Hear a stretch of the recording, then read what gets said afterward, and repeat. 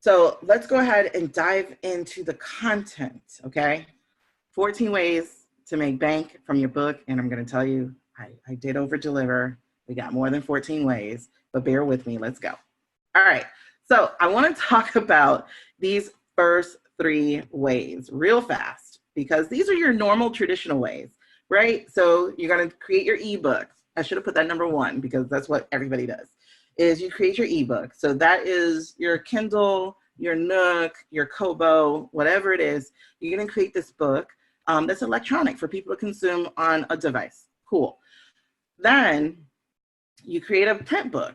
So a print book for bibliophiles, like I love books, right?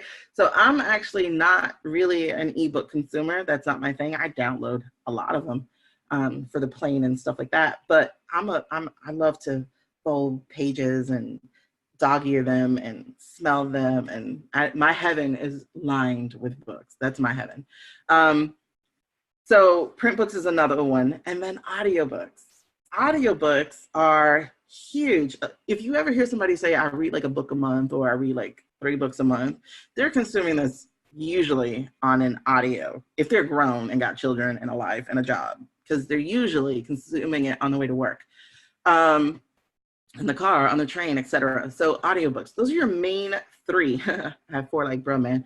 Those are your main 3 ways of creating income from one story. So print book, ebook, audiobook, cool. You have 2 additional ways on that one. You have hardcovers. There are people like me who love hardcovers. And you can make a hardcover out of your book, even if your book is just like 25 pages. That's the minimum. It's got to be at least 25 pages. But you can do hardcover books, and they last a little bit longer. And again, I just showed you, I chose this picture because it's heaven. Heaven is a book in my hands. But then there's also EPUB. And this is a way where I think entrepreneurs could really make more income than just having it as a Kindle book. An EPUB is a book that you would sell off your website. So basically, they would come to your website to get your book.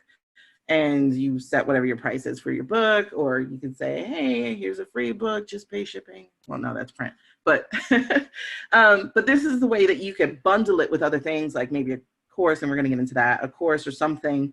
So you can bundle it as an EPUB, and they can read it on their Nook if they have a Nook or some other device like that. So those are your 5 basic ways. And I say basic because this is book form. And actually there's a 6th one, which is a CD. Like you can put it on an audio CD for old heads who just pop it in their car that way because they don't do AV cords or what have you. So there actually is a 6th one there.